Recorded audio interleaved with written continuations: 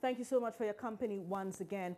Gender Minister Otiko Afisa-Jaba has suggested the removal of the NPP's Northern Regional Chairman Daniel Bugri-Nabu from office will save the image of the party. Reacting to chaos caused by the former during a meeting in Tamale over the weekend, Otiko-Jaba described Mr. Bugri-Nabu as a bully, and she suggested that he should not be tolerated.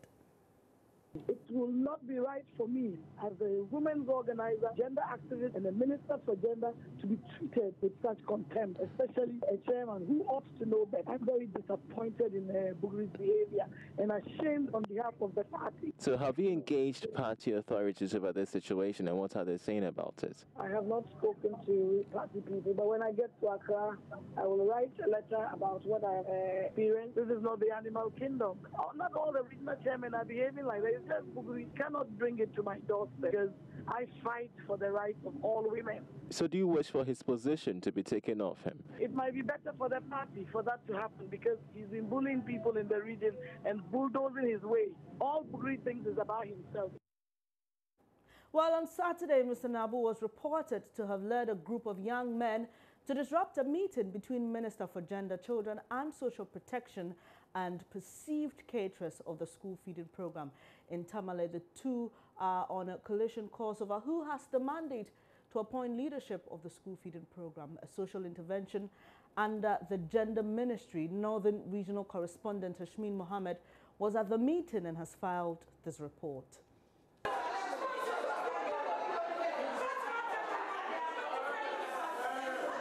NPP's Northern Regional Chairman Daniel Bugri-Nabu is accusing Minister for Gender, Children and Social Protection Otiko-Jaba for inciting some female party leaders to reject President Akufo-Addo's appointment of one Felicia Tete as the regional coordinator of the school feeding program. Otiko-Jaba is reported to have gathered caterers under the school feeding program to introduce the new coordinator to them. But some members of the NPP, led by the regional chairman, stormed the venue of the meeting, resulting in a confrontation and disruption of the meeting.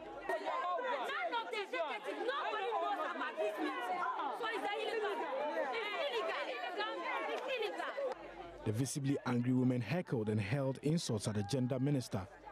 The minister, on the other hand, called in armed policemen and military personnel to put the situation under control. The presence of the police, however, brought a different twist as the men in uniform appeared uncertain about whose directive to obey.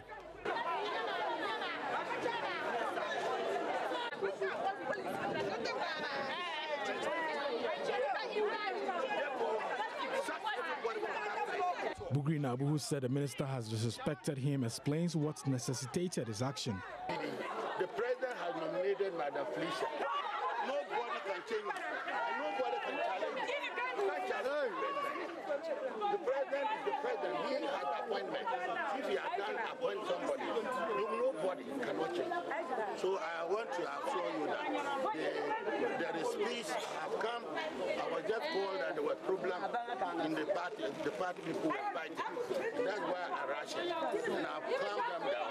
And I've told the minister point blank what she did is wrong. It is unconstitutionally, and therefore her meeting is illegal. Hashmin Mohammed's report for Joy News.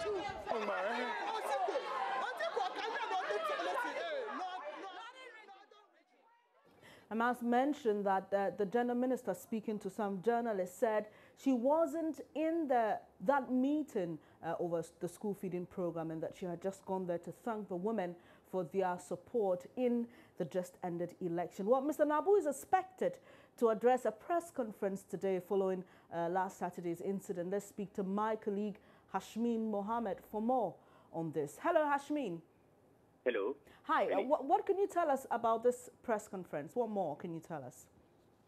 Well, a while ago, the PRO to the Northern Regional Chairman, Saka, indeed informed me that the Northern Regional Chairman will be holding a press conference to respond to Madame Otiko-Jaba and then some varied allegations that have been leveled against him.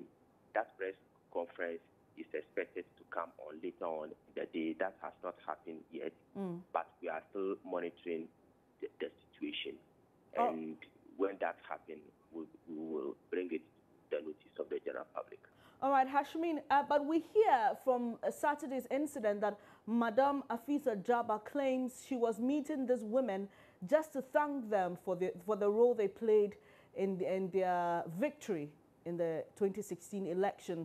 And so she doesn't understand why Mr. Nabu came to attack her over the fact that he claims that she was trying to get another person to run the school feeding program in the region. What have you gathered about this particular controversy?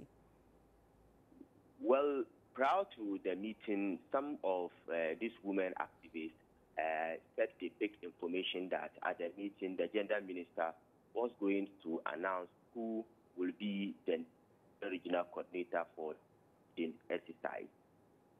They mobilized themselves and then stormed that venue.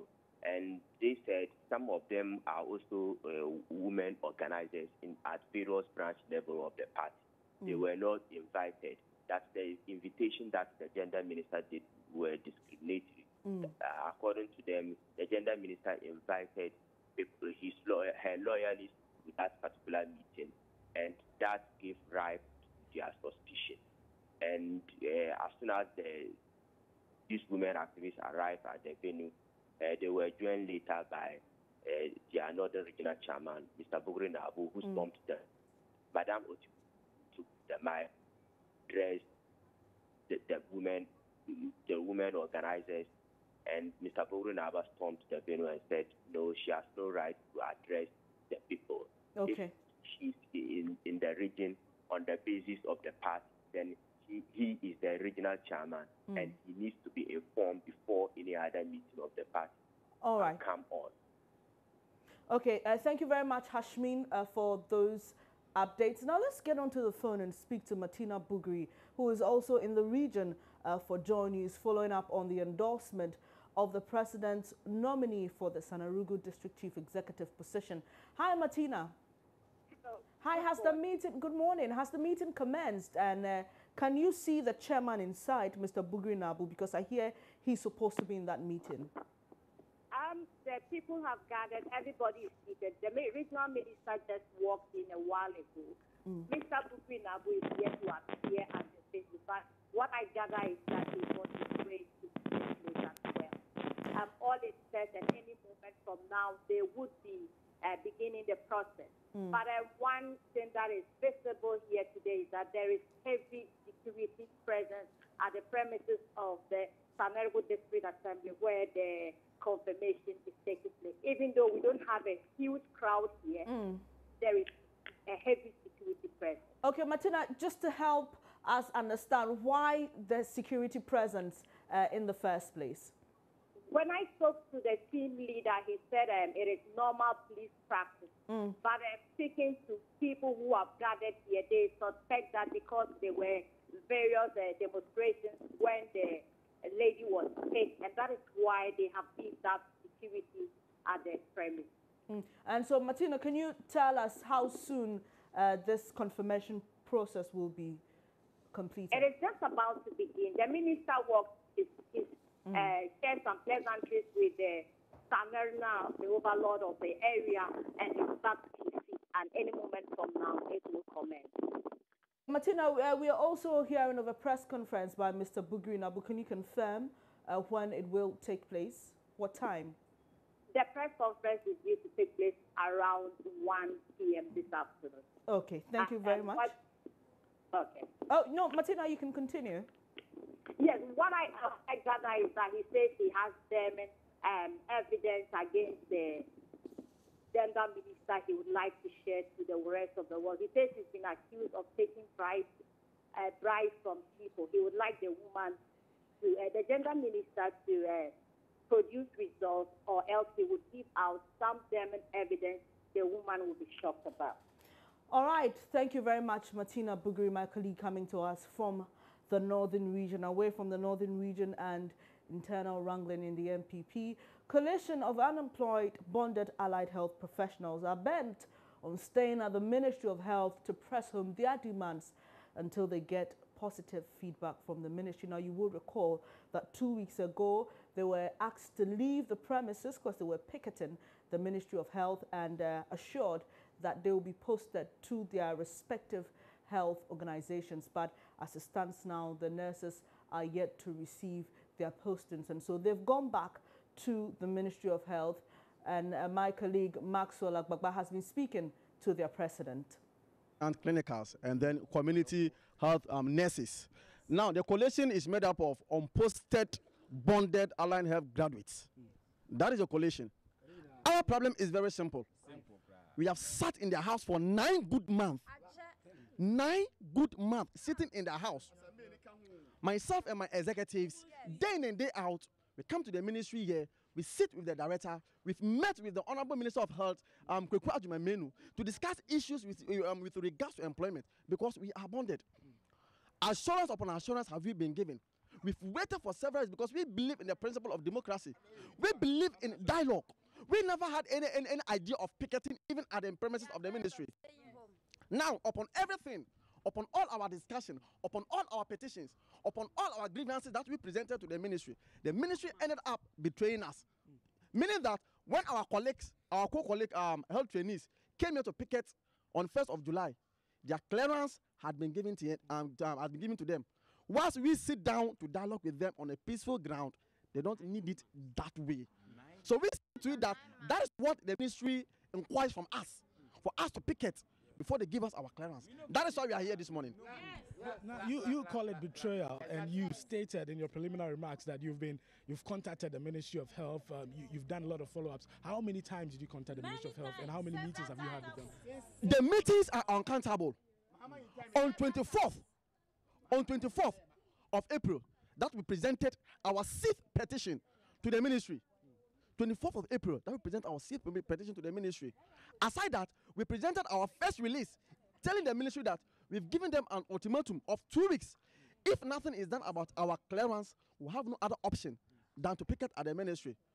A day before that, our co-colleagues came to picket over here. We met with the director, and we're having a peaceful dialogue, a positive talk. And he even informed us that we don't have any case because our population is just few. We are just little in about 400, little about 400. About 495. Okay. We are just little. But you release clearance over 4,000 and you ignore us. And what even baffles us most is when we came to confront the ministry in relation to that, and we went to finance to find out, we were informed that they don't even know if our file has gotten to the finance ministry. We made an attempt to call the Honorable PRO of Health, the PRO, and when we were talking to him, the issue he told us was, the issue he informed us was, because we are allied health professionals. So today we are here. We are not leaving an inch. We are going to stay until our clearance is given to us. This is more like, a very entrenched position that you've taken. Oh, yes. That in your own statement, you made a subtle admission that you are picketing here because your colleagues did the same, and their request, was actually met. Yes. So you're also doing the same because of that. Oh, yes. We are doing the picketing, not necessarily because our colleagues came to do the picketing. Because if it had been our intention to picket, we would have done that long ago.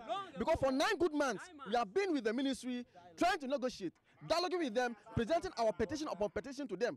If it had ever been our intention to picket, we would have done it a long time ago. Our colleagues came here, and even the day they came here, we were with the director of the human resource, having a positive dialogue, a peaceful dialogue. And assurances were given unto us. But because they came to picket, over 4,000 has been released, and just our small population, we have been ignored.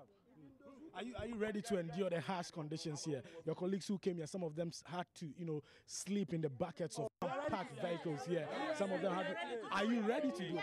Yes, as we are here, you can hear from my people. We are here to fight for our rights. We are here to fight for what legally belongs to us, because we are bonded.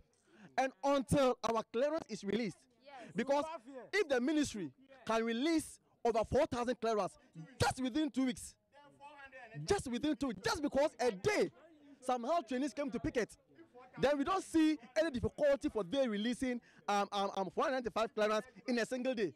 And until that is done, we are not leaving these premises. We are going to stay here. Nothing I mean, nothing will cause us to leave these premises. But you would agree with me that before you get onto the, public, sector payroll, some financial clearance needs to be done, and that's what the, ministry has been talking about for, for a very long time now, and you should understand that. We understand that situation perfectly. That is why when the first clearance was released in February, we were not included, though we were due, but they ignored us. Yes, we came to them as their children. You see, we came to them, we spoke with them, and as they talk to us, we see them as our fathers. We see them as our leaders who make decisions for the country. So when the first clearance was released, we came to them, nothing was done. We still continued with our positive dialogue. And yet the assurances were still given. And now you release over 4,000 clearance again, and you've ignored us. Just because some people came to picket just for one day.